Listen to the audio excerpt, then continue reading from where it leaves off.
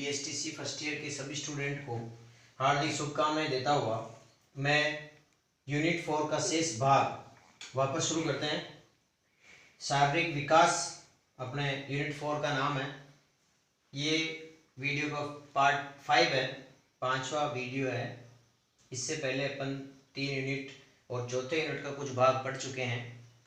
अब अपन क्योंकि परीक्षा नज़दीक है तो मुझे जल्दी जल्दी वीडियो बनाने पड़ रहे हैं आप लोगों के लिए। अब इसमें कुछ गामक विकास के क्वेश्चंस पढ़ेंगे, वृद्धि विकास क्या होती है इसके बारे में पढ़ेंगे। आप अंत तक देखिएगा, इसको लाइक करिए, शेयर करिए, सब्सक्राइब करिए और अपने मित्रों को इसको बताइएगा ताकि ज़्यादा से ज़्यादा बच्चों को लाभ हो सके। और वो इतना शॉर्ट वीडियो बनाया जा रहा है, 15 या 20 मिनट का एक वीडियो है मैक्सिमम। ये चौथा वीडियो यानी कि 15 चौक 60 मिनट का एक घंटे का वीडियो अपना बन चुका है और अब मैक्सिमम 1 घंटे का और बनाया जाएगा। सारे यूनिट्स कंप्लीट हो जाएंगे, यानी 2 घंटे यदि आप यूट्यूब में हमारे चैनल को देखोगे तो आपको ये पूरा आपका सिलेबस कवर हो जाएगा। टच करा पहला क्वेश्चन इस यूनिट से बन सकता है गामक विकास के बारे में, है ना। चौथी यूनिट का यदि क्वेश्चन पूछा जाए, वैसे तो इम्पोर्टेंट क्वेश्चन पिछली वीडियो में अपन बता चुके हैं, फिर भी इसका एक टॉपिक है गामक विकास, डायनामिक डेवलपमेंट। बालक का क्रियात्मक विकास ही गामक विकास कहलाता है। बच्चे का जो क्रियात्मक विकास, इसको अंडरलाइन करिए। इस गामक विकास में बालक का क्रियात्मक विकास होता है ना। बच्चे का क्या होता है, देखो जैसे जन्म के बाद शिशु हाथ पांव मारने लगता है ना। हाथ पांव इधर उधर करेगा, धीरे धीरे गर्दन घुमाता है, चलता है, खड़े होता है। ये सब क्या है, बच्चे का क्रियात्मक विकास होता है। जैसे ही वो जन्म लेता है, बाहर आता है, वो उसका क्रियात्मक विकास ही गामक विकास कहलाता है।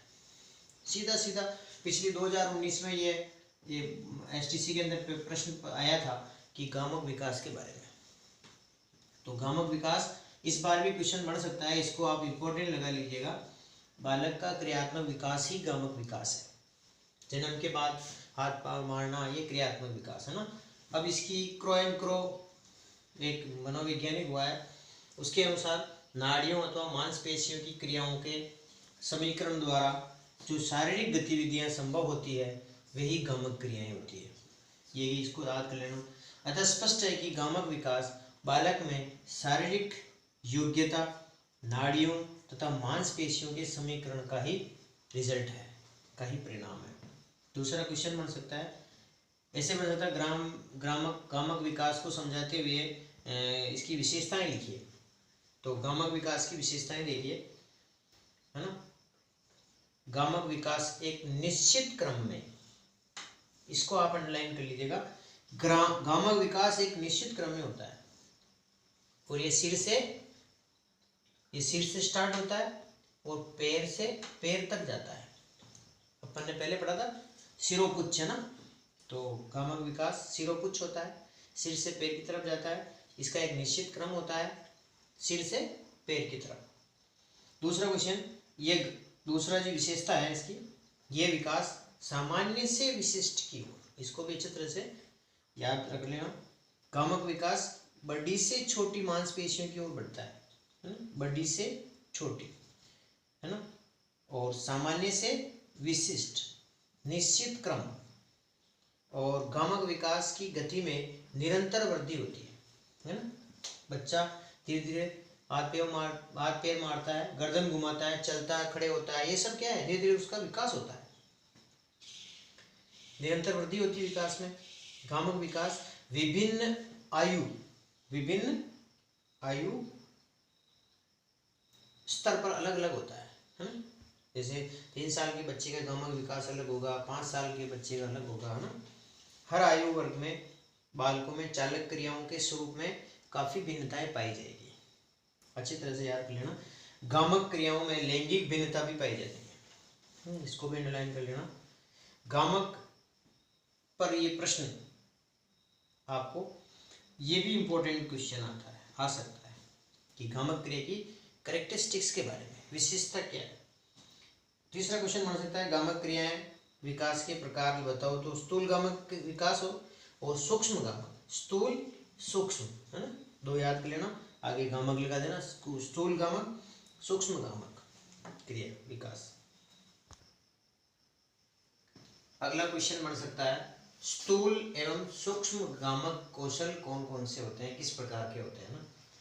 जैसा कि स्थूल शब्द से ही मालूम पड़ता है कि मांसपेशियों में स्थूल विकास है ना, यानी कि बड़ा विकास, जैसे दौड़ना है ना, कूदना, आदमी की शारीरिक क्रिया है, काम आएगा, पूरा शरीर काम आएगा। संतुलन बनाए रखना, बैलेंसिंग, फिसलना, चढ़ना, पकड़ना, फेंकना, इस सब में बॉडी काम आ रही है आदमी, बच्चे, बालक की, है ना। तो ये क्या है, स्थूल मांसपेशीय कौशल में इनका विकास होता है, ये कार्य शामिल होते हैं।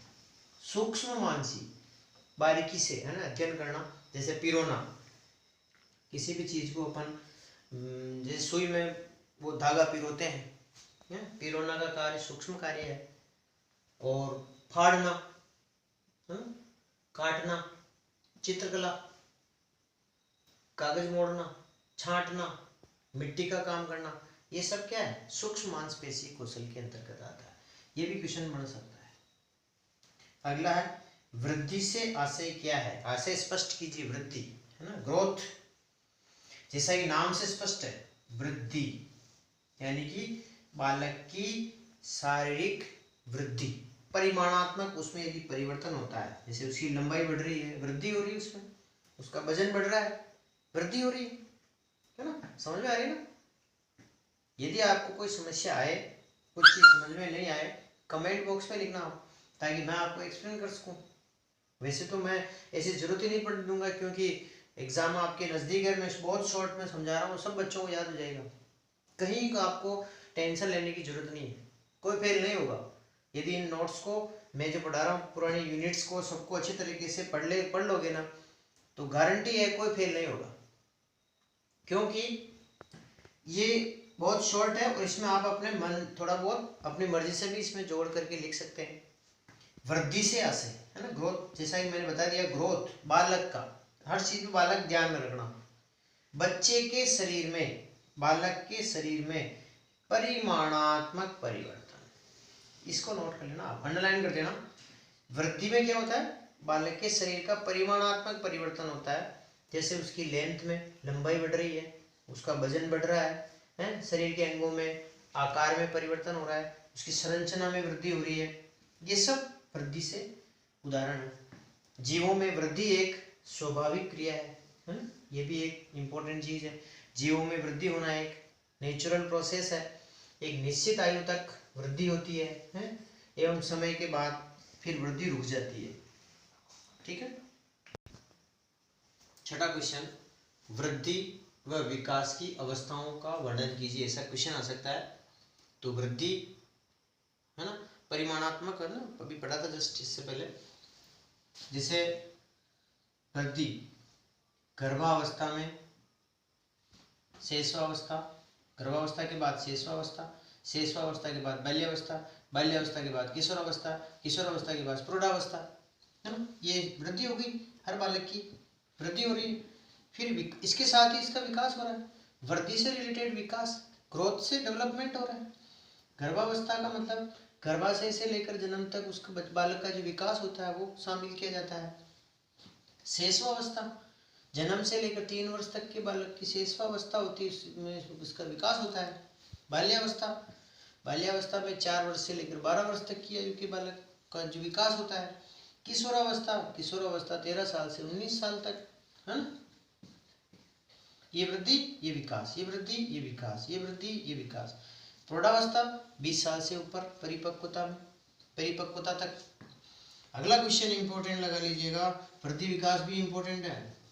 परिपक्वता की मैच्योरिटी क्या होती है, गर्भकालीन अवस्था से ही विकास पर परिपक्वता का प्रभाव दिखाई देने लगता है ना। जैसे गर्भकालीन, जब माँ के गर्भ में बच्चा होता है तभी से परिपक्वता शुरू हो जाती है, मैच्योरिटी शुरू दिखाई देने लगती है, और तब तक चलती है जब तक स्नायुविक शक्ति की विवृद्धि का ह्रास प्रारंभ नहीं होता, तब तक परिपक्वता चलती रहती है। अधिगम में, अधिगम मतलब पढ़ना, लर्निंग करना, परिपक्वता का बहुत अधिक महत्व है। उदाहरण के लिए एक 1.5 वर्ष के बालक, एग्जाम्पल दे दीजिएगा ये, है ना, उदाहरण के लिए, एक 1.5 वर्ष के बालक को ट्राईसाइकिल चलाना कितना भी क्यों ना सिखाया जाए, बच्चे की उम्र 1.5 साल, क्या सिखा रहे हैं उसको? ट्राईसाइकिल सिखा रहे, वह कभी नहीं सीख पाएगा क्योंकि उसमें अभी मैच्योरिटी नहीं आई, परिपक्वता नहीं आई, इसीलिए वो नहीं सीख पाएगा।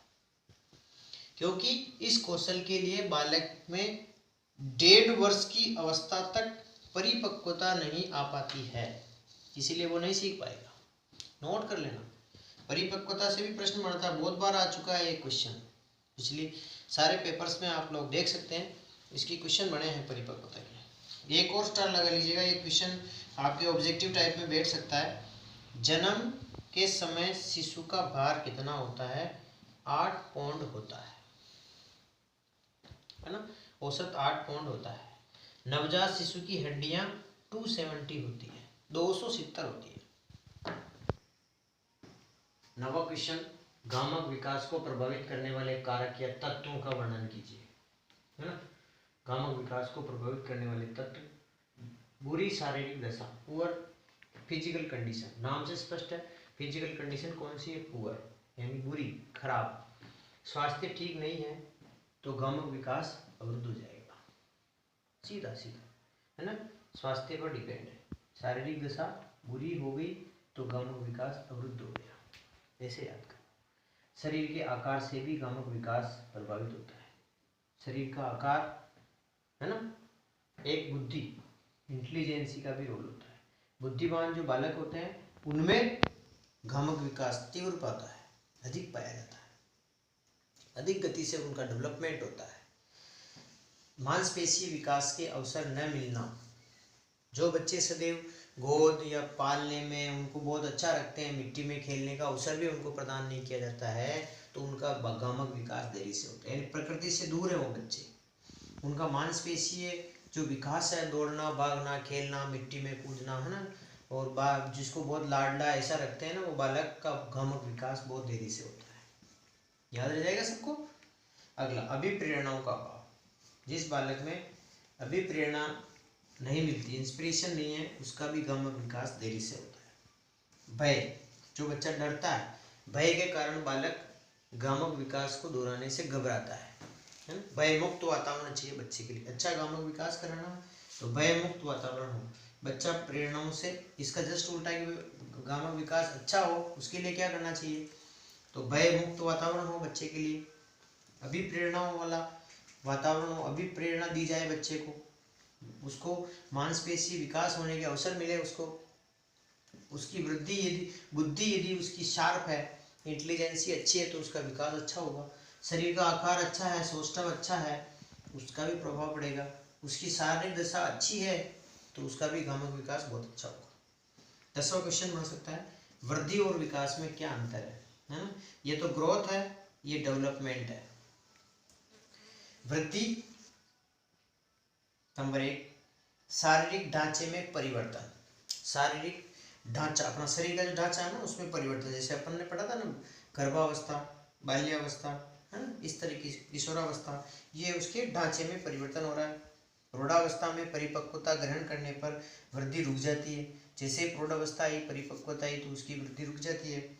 परिमाणात्मक परिवर्तन होता है उसमें, जैसे लंबाई बढ़ रही है, भार बढ़ रहा है, उसका परिमाण वो वृद्धि है। वृद्धि का मापन किया जा सकता है। वृद्धि विकास का ही एक चरण है, इसका जस्ट उल्टा है ना, शरीर के ढांचे में परिवर्तन होना, ये है बालक में संपूर्ण परिवर्तन होना। संपूर्ण परिवर्तन ही विकास है, बालक का संपूर्ण परिवर्तन ही विकास है। प्रौढ़ अवस्था में परिपक्वता ग्रहण करने पर वृद्धि रुक जाती है, इसमें रुक जाती है वृद्धि, इसमें रुकने का कोई काम नहीं, विकास हमेशा चलता रहता है, आजीवन चलता है। इसमें परिमाणात्मक परिवर्तन होता है, इसमें गुणात्मक परिवर्तन होता है। इसमें वृद्धि का मापन कर सकते हैं, जबकि विकास का मापन नहीं होता है, विकास में परिवर्तन होता है ना, उसका मापन हम नहीं कर सकते। बुद्धि, ये जो वृद्धि है, वृद्धि ग्रोथ, ये डेवलपमेंट का ही, विकास का ही एक चरण है, और विकास में वृद्धि सम्मिलित की जाती है। सभी बालकों को धन्यवाद और मैं आपको अगले वीडियो में फिर मिलता हूँ। इस वीडियो को लाइक कीजिए, शेयर कीजिए, सब्सक्राइब कीजिए अपने मित्रों को, क्योंकि मैं अब फिर से नई वीडियो बहुत जल्द बनाने वाला हूँ और आपके लिए बहुत ज़्यादा कारगर होगी। एग्ज़ाम में इनसे बाहर कोई प्रश्न नहीं आएगा। आप इनको बार बार पढ़ें, बार बार लिखें, बार बार दोहराएं। धन्यवाद मित्रों।